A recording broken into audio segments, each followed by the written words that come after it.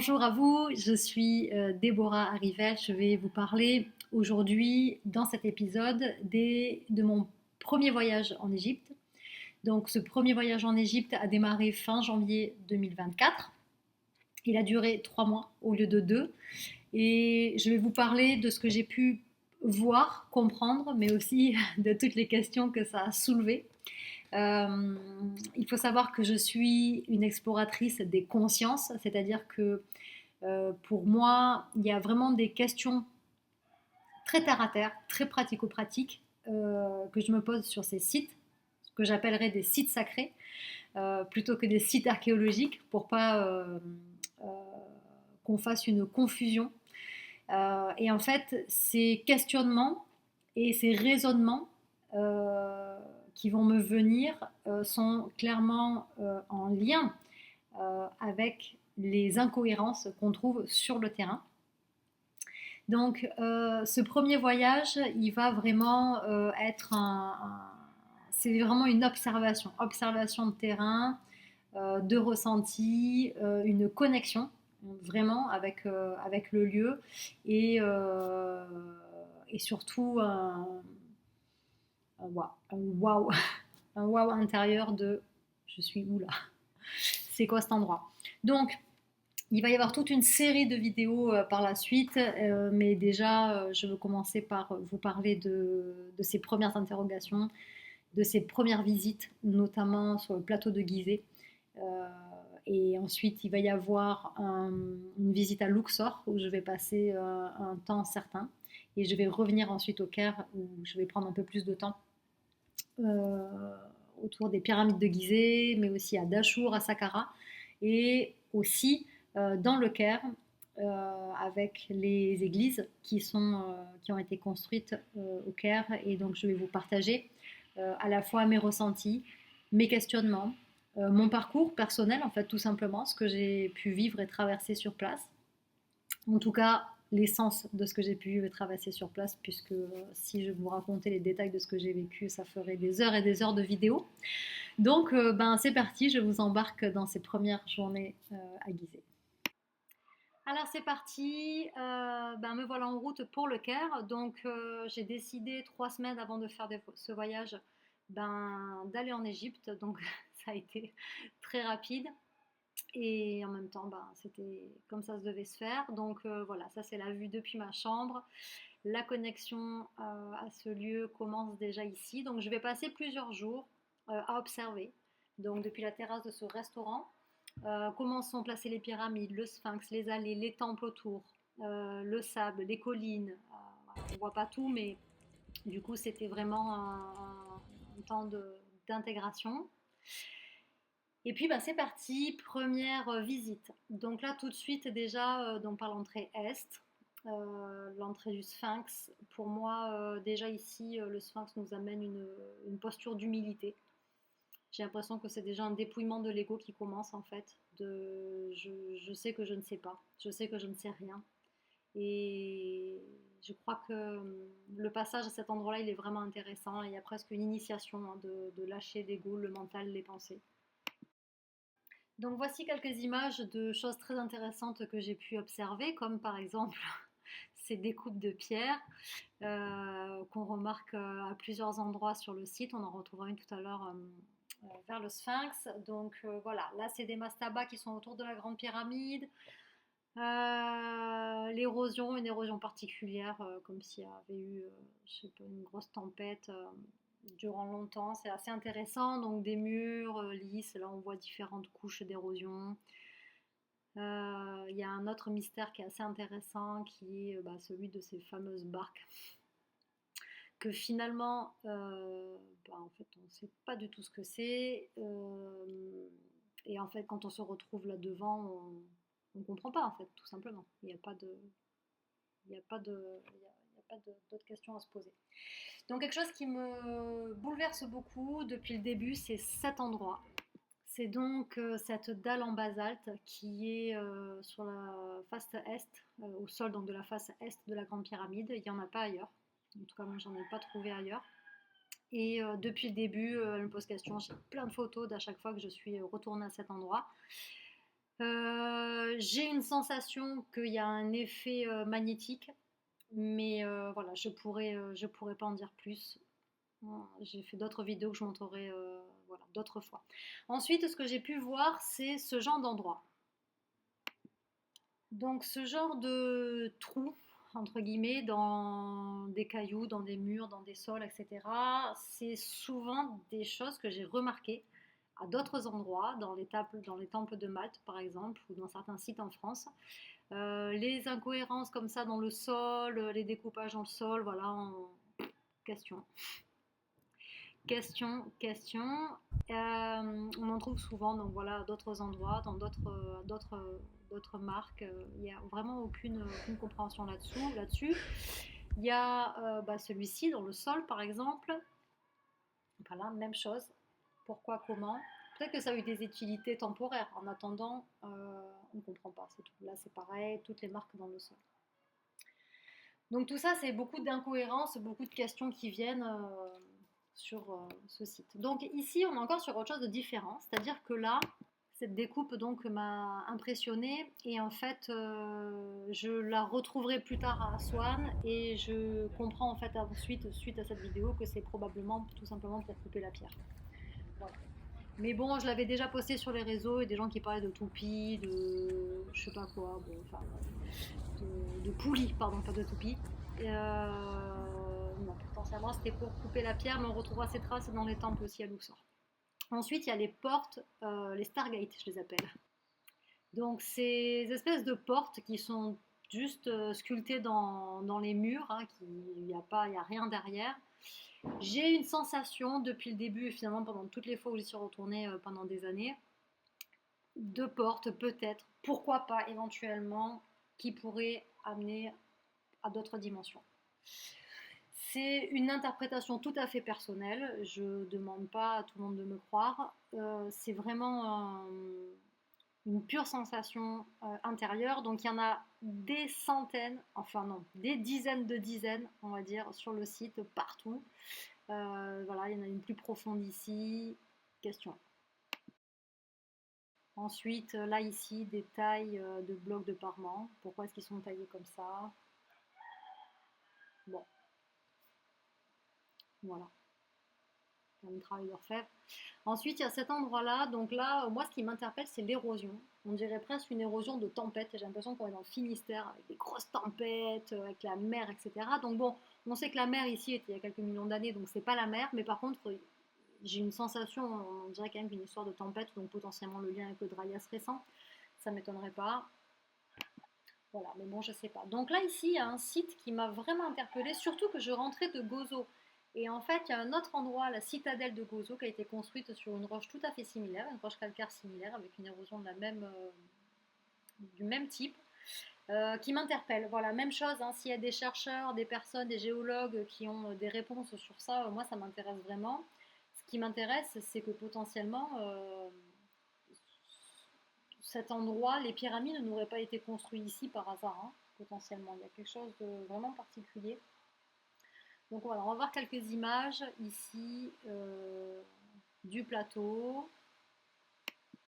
Ici, la petite pyramide que je ne serais pas allée voir ce jour-là. Je retournerai la fois d'après parce que j'ai déjà passé plusieurs heures en fait sur le secteur de la grande, de la moyenne pyramide et du Sphinx. Donc là, je suis dans le temple qui est au Sphinx. Donc je suis autour du Sphinx. On va y aller ensemble tout à l'heure. Et là, ben, je vous laisse regarder par vous-même ces pierres qui font deux angles, enfin qui font un angle, donc qui font partie de deux murs. Les encoches, la taille, bon, voilà. On prend un peu de recul, on voit le même angle qui est au fond à droite. On prend de recul, on voit les énormes pierres qu'il y a à gauche et l'autre à droite qui fait l'entrée de la porte. Et puis des photos ici de la taille de ces pierres qui parlent d'elles-mêmes.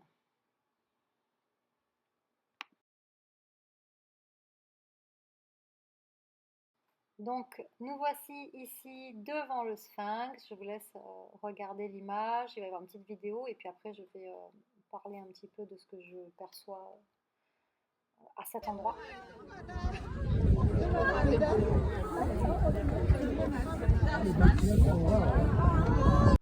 Donc moi, ce que je remarque déjà au sphinx, c'est trois choses différentes.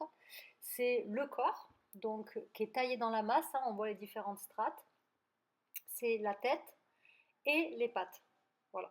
Donc le corps a été taillé dans la masse. Voilà, jusque-là, on a compris. La tête, a priori, elle aurait été taillée donc, à l'époque des pharaons, puisqu'on part du principe que, a priori, les pyramides et le sphinx datent de bien avant l'époque des pharaons. Elle aurait été retaillée, donc souvent c'est prouvé parce qu'on voit une image de haut, prise d'en haut, où on voit bien que la tête du sphinx, elle n'est pas du tout proportionnée au corps, elle est beaucoup plus petite, donc il y aurait eu une tête plus grosse, donc qui a été taillée ensuite avec, qui ressemble à ce qu'on a aujourd'hui. Et donc des personnes disent que peut-être, supposent que ça aurait été avant une tête de lion, puisqu'on voit les pattes, le corps, on voit bien qu'il s'agit d'un lion, on voit bien entre guillemets. Bon, ok, jusque-là, ça marche. Moi, ce qui m'interpelle, c'est ces pattes montées avec des petites briquettes. Donc ça, on ne le voit pas encore. On voit hein, le temple avec des briques qui est juste devant le sphinx. Il y a un table, on passe devant là. Bon, je ne l'ai pas en photo. Donc moi, je me demande si on sait ce qu'il y a sous ces briquettes. Est-ce que c'est vraiment des pâtes? Est-ce que ça a été construit après? Franchement, s'il y a des personnes qui ont des réponses, je crois que plus on est nombreux à se poser des questions et à réfléchir ensemble, et plus loin on pourra aller. Donc vraiment, je suis ouverte aux échanges, à la discussion. Donc pas besoin de me donner des informations qu'il y a écrit dans un livre d'histoire, c'est pas ce que je recherche. Je cherche à aller un peu plus loin que ça. Donc là, il y a la construction de base qui est la masse, qui est le corps. Il y aurait la tête du sphinx qui a été taillée ensuite à l'époque pharaonique potentiellement. Et ensuite ces pattes qui sont en briques, est-ce qu'elles étaient déjà là avant et on a mis des briques par-dessus pour protéger de l'érosion ou pas? Voilà, ça c'est des questions que je me pose là-dessus et en fait on va voir la vidéo juste après où on voit bien depuis l'arrière aussi ces différences-là. Donc ça, moi c'est une grande question que je me pose à chaque fois que j'y vais, il y a vraiment un grand mystère là-dessus. Alors, comme s'il y avait trois époques différentes ou je sais pas. Franchement, je sais pas. Voilà. Donc là, on voit depuis l'arrière, on voit bien les briques. On voit une partie en pierre un peu plus grande et puis la tête du sphinx. J'espère que cette première partie vous a plu. Donc beaucoup de questionnements, beaucoup de questionnements sur cette première visite. Donc le premier ressenti, comme j'ai expliqué sur la vidéo, il y a vraiment eu l'entrée avec le sphinx et cette notion d'initiation un petit peu comme un parcours initiatique, c'est-à-dire qu'on commence par l'entrée du sphinx, on commence déjà par se dépouiller de notre ego, hein, c'est-à-dire de notre mental. Ça va nous permettre, en fait, si je me penche plus du côté subtil, spirituel, on va dire, quand on se dépouille un peu de l'ego et du mental, on vient se centrer au niveau du cœur. Et donc, ça permet de rentrer dans une posture d'ouverture plutôt que dans une posture de contrôlant, de celui qui vient avec le savoir, avec la connaissance. J'ai l'impression qu'on vient plutôt sur ce lieu pour apprendre. Et donc pour ça, il faut arriver avec une posture d'humilité, donc presque cette révérence dont je parlais au début, il y a vraiment ce ressenti. Et je le ressens à chaque fois que j'y retourne, et je le ressens encore même juste en regardant les photos. Hein. Voilà, donc ensuite sur le site, tous ces questionnements. Donc ça, c'était ma première journée sur le site des pyramides de Gizeh. Et je vais vous amener ensuite à Saqqara et à Dachour. Et vous allez voir qu'il y a certains endroits qui vont poser à nouveau questions. Allez, à tout à l'heure. Ici, l'entrée à Saqqara, on va retrouver tout de suite la pyramide à degrés, voilà, et quelques pareilles choses que j'ai remarquées, comme ces grands puits. Voilà, toujours ces ouvertures un petit peu spéciales et particulières qu'on ne comprend pas. Donc là, je n'irai pas plus loin pour Saqqara cette fois-ci. Je remarquerai juste ces constructions qui sont finalement assez étranges. À nouveau, ces portes. Hein. ici et là. Donc il y en a encore plein d'autres. Et nous voici à Dachour devant la pyramide rhomboïdale. Donc c'est vraiment ma préférée, je ne sais pas pourquoi, mais elle a vraiment quelque chose de particulier. Donc elle est construite, on regarde à son angle est cassé au milieu, c'est-à-dire qu'elle part sur une inclinaison depuis la pointe vers le bas, un peu classique entre guillemets, puis hop, d'un coup elle descend plus bas. Il y a une construction particulière aussi de la grande pyramide qu'on n'a pas vu là, mais il y a plein de gens qui ont fait des recherches et qui le montrent. Et on voit surtout qu'elle a un parement qui est encore bien présent, bien blanc. Et alors, voilà. Et là, en fait, on voit au loin la pyramide noire qui est, elle, interdite au public. Alors, je fais une aparté ici qui me paraît essentielle. Donc, déjà, je m'excuse d'avance, j'ai vraiment pas les termes adéquats quand je m'exprime, surtout que, en plus, quand je fais la voix off, en fait, donc j'ai d'abord mis les photos et ensuite je me laisse un peu happer par ce qui se passe et ce que j'ai ressenti sur place. Donc, comme vous l'aurez compris, moi je suis plutôt connectée au monde subtil. Cependant, moi, ce qui me fait vraiment kiffer, en fait, vibrer, c'est de connecter le subtil à la matière. Donc, je me rends compte aussi des incohérences qu'il y a dans la matière, je me rends compte des incohérences qu'il y a dans ce qu'on nous a raconté jusqu'à aujourd'hui. Et ça, c'est quelque chose qui n'est pas nouveau pour moi, en fait, hein. C'est quelque chose auquel je suis sensible depuis toujours. Même déjà durant l'enfance, l'adolescence, j'étais déjà sensible à ce qu'on nous raconte et à ce qui est caché derrière ce qu'on nous raconte. Donc ça, c'est une partie complètement inhérente à moi-même. Donc parfois, quand je parle, j'ai pas tous les termes. Donc là, par exemple, quand j'ai dit la pyramide avec l'angle est cassé, bon, c'est pas le terme adéquat, d'accord. Mais voilà, je remarque juste certaines choses et parfois, ben oui, j'ai pas les termes scientifiques parce que c'est pas mon truc.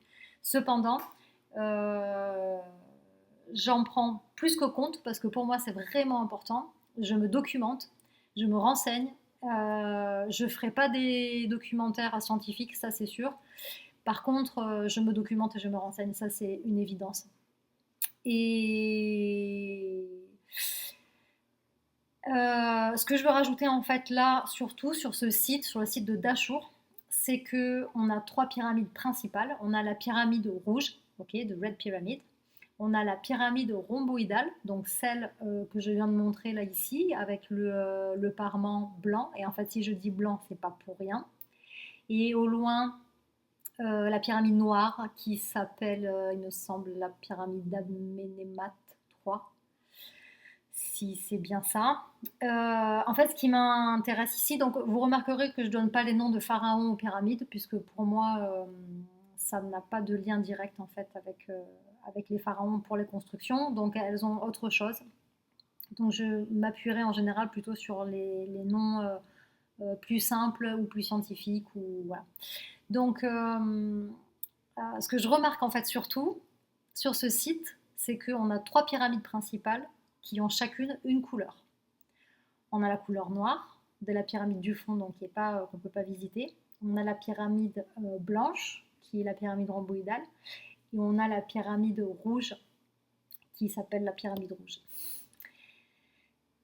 Je ne sais pas si vous connaissez, mais ces trois couleurs sont les couleurs de l'œuvre alchimique, donc de l'alchimie spirituelle.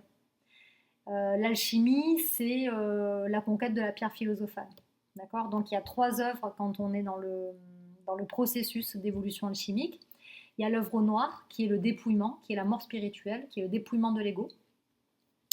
On a l'œuvre au blanc, qui est la purification de l'être. Et on a l'œuvre au rouge, qui est la renaissance spirituelle, donc l'intégration de l'âme dans le corps. Je pose ça comme ça. Ça m'a intriguée dès le départ, ça m'a toujours intriguée et ça m'intrigue encore. D'accord. C'est peut-être juste un phénomène complètement hasardeux, bien que je ne crois pas au hasard. Mais voilà, je ne peux que constater et je ne vais pas déposer de conclusion, ça c'est certain. Mais je constate cela. Et en fait, après avoir constaté cela, j'ai aussi constaté que les couleurs du drapeau égyptien sont aussi blanches, enfin noir, blanche et rouge. Donc voilà, je pose ça comme ça et on continue. Ok, donc là c'est l'entrée de la pyramide. Donc ça descend, hein, pour information, c'est le premier couloir qui descend, qui est tout petit, hein, donc là on est vraiment courbé pour descendre. Donc là ça demande aussi, c'est une preuve d'humilité en fait, on se courbe pour entrer. Là on voit quelqu'un au loin qui est presque accroupi. Et voilà, donc là on monte des marches, on arrive à un premier endroit, je croyais que j'étais arrivée, mais en fait non pas du tout, il y a encore tout ça à monter, donc c'est vraiment un parcours assez incroyable, donc contrairement à Astérix et Obélix, on ne peut pas se perdre, hein. Et voilà, donc ça prend du temps pour arriver, il fait chaud là-dedans, on respire pas très bien, voilà, c'est sportif. Donc, une fois qu'on monte ces escaliers, en fait, on n'est pas arrivé. Ensuite, on se retrouve à devoir prendre à nouveau un couloir tout petit, à nouveau baissé. Et après ce couloir, il y a encore des escaliers. Enfin, c'est vraiment, ça s'arrête pas. Et ça, j'ai vraiment envie de vous le partager parce que c'est pareil. Pour moi, c'est un processus initiatique en fait de rentrer dans cette pyramide. C'est assez fou, quoi. Donc en fait, dans cette pyramide, j'aurais vécu quelque chose de très puissant. Vraiment un nettoyage du cœur. J'ai l'impression de me faire brosser le cœur vraiment très fort. Et je ressortirai de là après avoir beaucoup, beaucoup, beaucoup pleuré, comme nettoyée, un peu vidée et toute propre, quoi. Et voilà, donc retour à Gizeh après cette journée ben, qui était suffisamment intense pour moi. Ensuite, mon ami Mohamed il m'a proposé d'aller dans la pyramide rouge, mais honnêtement j'étais rincée, j'étais lessivée. Donc je ne suis pas allée dans la pyramide rouge cette fois-ci. Je vous y amènerai la prochaine fois. Et puis, ben, donc là, retour à Gizeh, retour dans mon nouveau logement pour cette nuit, en face des pyramides à nouveau pour ma dernière nuit, puisque le lendemain, je vais prendre la route en direction de Luxor. Et c'est parti, direction un peu de calme après une semaine à Gizeh. Donc c'était qu'une semaine, c'était déjà très riche et intense, et puis c'est parti pour la suite. Welcome to Luxor. So, ici je vais donc passer un mois. Donc là, ça fait déjà presque une semaine que j'y suis et j'ai trouvé ce super appartement qui va donc m'accueillir pendant presque un mois. Et voilà, je passerai beaucoup de temps ici. En fait, ce que je comprendrai ensuite, c'est que je viendrai à Luxor pour une connexion avec le Nil. Donc, je crois que c'est pas pour rien qu'on m'a envoyé cet appartement face au Nil. Et je passerai beaucoup de temps là, juste à intégrer en fait. Donc, c'était assez intéressant. Je vous en parlerai un peu plus tout à l'heure. Durant tout mon temps à Luxor, j'aurais fait une visite. Ce sera celle du temple de Karnak. Et ici, je dirais pas grand-chose au niveau subtil, entre guillemets. Alors je dirais qu'il y a une forte connexion avec une obélisque, ça c'est certain. Et puis voilà, je remarquerai certaines aspérités, certaines choses qui sont encore un peu voilà, mystérieuses, à nouveau qui reviennent, comme là sur cette pierre par exemple, hein, ces trous, c'est un peu ce que j'avais vu déjà au pied de la pyramide. Voilà, ces structures qui sont hyper lisses, hyper belles. Et moi, ce qui m'interpellera surtout, ce sera ce lac sacré qui est au centre du temple et qui m'interpelle, qui me pose question. J'ai vraiment l'impression en fait qu'il a une vocation initiatique, hein. De toute façon, l'eau, c'est jamais anodin, hein, sur un site, donc voilà, c'est pour ça que ça m'interpelle. Pas grand chose de plus ici, je recevrai la réponse pour la suite de mon voyage. Je ne savais pas vraiment quoi faire et où aller, puis finalement c'est là-bas que je recevrai les réponses ce sera ça qui se passera dans le monde subtil pour cette visite. Et voilà, retour chez moi. Donc cette visite à Karnak, c'était au début hein, de mon séjour à Luxor. Et puis après, ben, je ferai ma vie là-bas. Je prendrai le temps de me poser, de me reposer, de faire ce que j'ai à faire pour mon activité en ligne. Et puis de rencontrer les gens, mieux comprendre la culture. Et voilà, je passerai un temps vraiment agréable avec des personnes, voilà, des locaux qui vivent là-bas. Et puis le paysage. Et puis ben voilà, c'est parti. Retour maintenant au Caire. Donc je traverse le Nil là ce jour-là pour aller prendre le train et direction Gizeh. Donc vraiment à Luxor, c'est ça que je comprendrai en fait au fur et à mesure de mon séjour sur place, c'est que j'étais vraiment dans une connexion avec le Nil. Donc les seules choses que je peux vraiment expliquer, c'est que c'est comme si je récupérais une part de moi, ou plutôt c'est comme si je retrouvais une connexion que je connaissais déjà en fait. Et je crois que d'avoir pris ce temps-là, c'était vraiment nécessaire pour la suite et les voyages qui suivront. Voilà, donc là, je vais clôturer cette première vidéo. Je décide en fait de parler de ce voyage en 2 épisodes parce que voilà, je suis déjà à presque une demi-heure et j'aimerais bien rester sur le format d'une demi-heure. C'est un format que je trouve plus facile à suivre, en tout cas moi j'aime bien. Donc je vais faire la deuxième partie de ce premier voyage.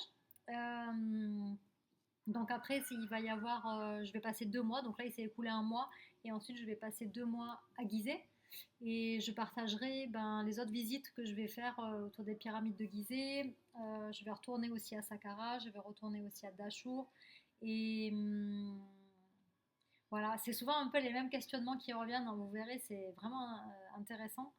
Et j'ai aussi visité, comme j'en parlais au début de la vidéo, plusieurs églises, plusieurs monuments religieux qui sont dans le Caire, que j'ai trouvé très intéressant.